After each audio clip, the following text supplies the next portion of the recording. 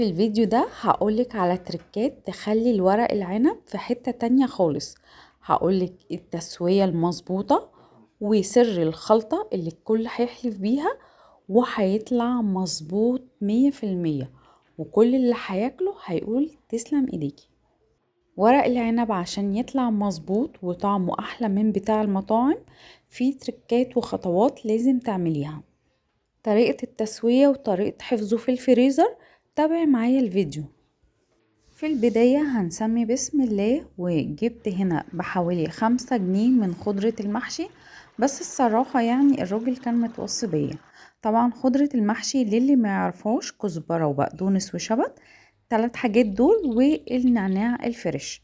وبعدين جبت حلة على النار ونزلت بالزيت والسمنة، وفرمت بصلتين كبار ونزلت بنص الكمية وشوحتها وخليت لونها بالمنظر ده. وهنا بشرت كيلو من الطماطم، انا مش عايزة اضربها في الكبة، انا عايزاها يكون خشنة.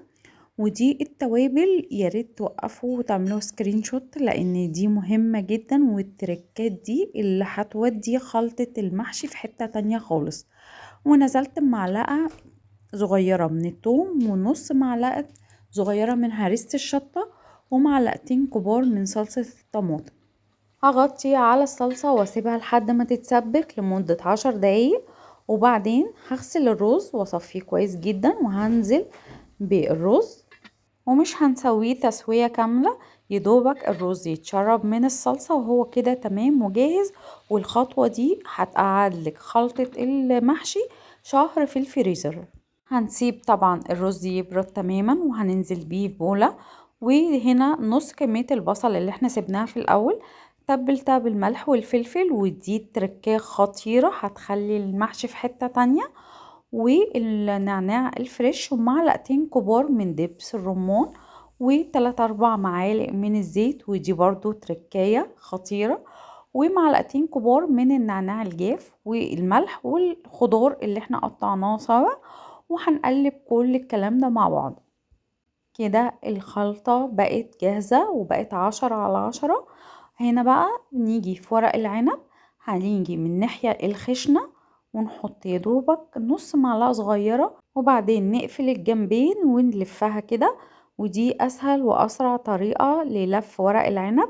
انا بحب اعتمدها عن المكنة اللي هي بتلف ورق العنب لان ما بيطلعش كله في مقاس واحد.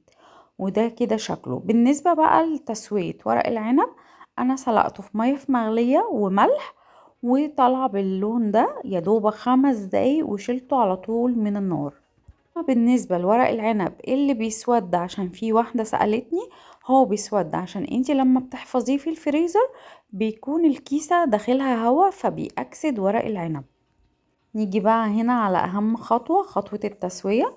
انا جبت هنا طاجن ودخلته الفرن لمدة ساعة علشان يسخن، وبعدين نزلت بمعلقة كبيرة من السمنة وحطيت شرايح من الجزر والبصل، وهرص ورق العنب. وطبعا الخطوة دي مهمة علشان ورق العنب ما يتلسعش، واي شوربة موجودة عندك بتنزلي بيها.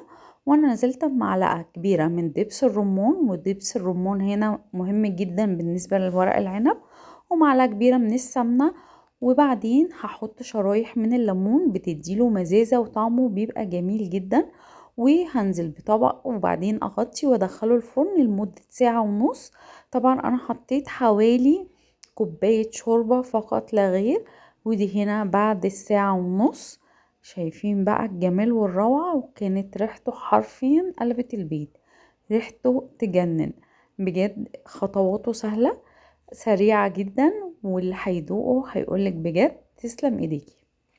التركات بتاعتنا في ورق العنب: البصل الني، دبس الرمان، والنعناع الفريش، والنعناع الجاف.